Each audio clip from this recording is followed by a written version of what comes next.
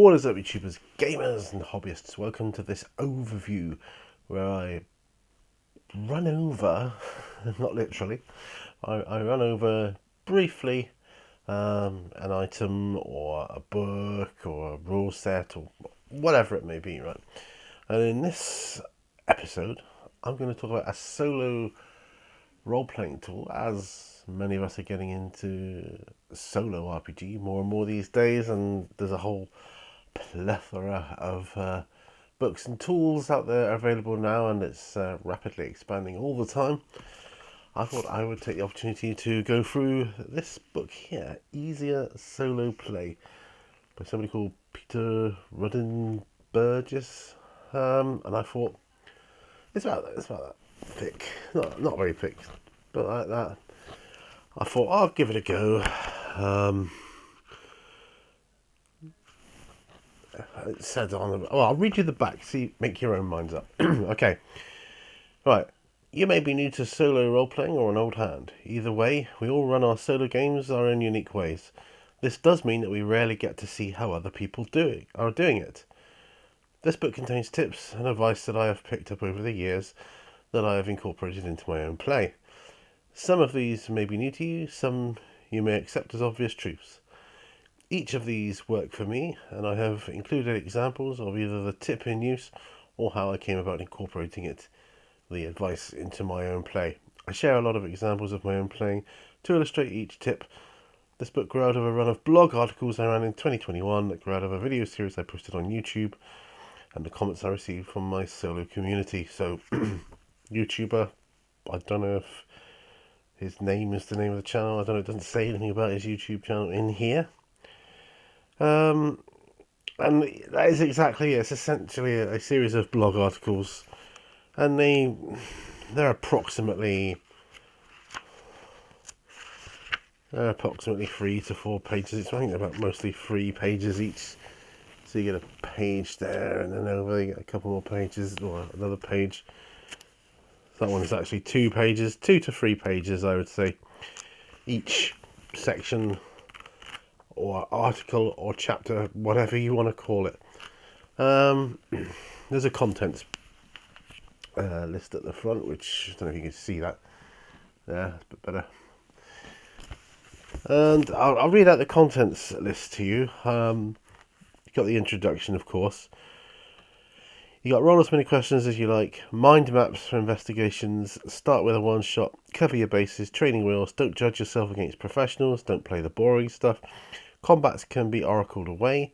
First level again, a short history of time, what works for you, character weaknesses, improv versus prep, rogue or oracle, safety tools, stickies versus cards, power hooks, the importance of NPCs, the importance of places, building villains 1, building villains 2, building villains 3, short is sweet, oracle world building, I'm nearly there, oracle mashups, oracles and muses, the adjective ladder, random generators, and organize your tools. Now,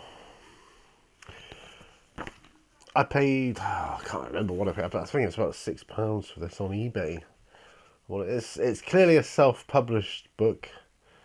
The reason I say that is because it's clearly not gone through a editing process. Let's just say that. That said, there are a few cool tips in here. The only one that really I took away was, I never thought about before, was doing mind maps for things. And so I might apply that in my next game. For me, what did I think of it personally? From where I am on my journey at the moment, it wasn't really very helpful for me. Could it be helpful for other solo players out there? I think somebody that's kind of new at it, yes. I think if you've been doing solo play for anything longer than, say, 6 months, I think, you'll know most of this stuff anyway. But, like I say, the mind maps thing, I didn't think about that. Mind maps for investigations, that was a good idea. So that was blog article 3 or chapter 3, whatever you want to call it. But that I felt was the most, for me, it was the most useful bit of it. So yeah, it could do with some polishing up. If it had that, some of the syntax and the grammar, and the odd typo here and there. If we could clear that up, it would seem a lot more professional. And maybe just, I don't know, bulk it out slightly. It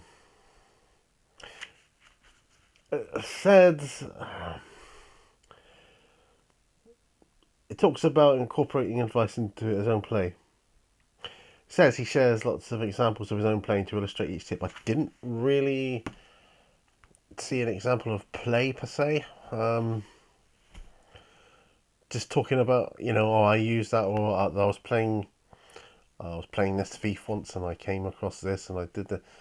That to me isn't an example of play, but yeah, would I buy it now, having read it through? And I've read it through cover to cover. Would I buy it again? If I had my time over, no, I wouldn't. But that's not to say there isn't anything in there that might be of use to someone out there. It's just not for me, I'm afraid.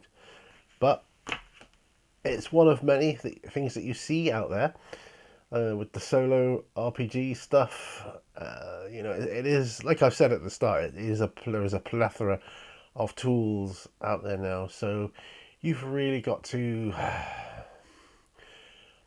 get the good stuff. Do you know what I mean? So yeah, I will continue to do overviews, unboxings, unbookings, unwrappings, whatever you want to call them, reviews and all that good stuff. Hopefully we can all get some use out of it. Anyway, thanks ever so much for watching this video. I do appreciate your time. Remember, all brushes lead to all. I'll see you on another video. Don't forget to like, share, subscribe, all that good stuff, and bye for now. Bye bye.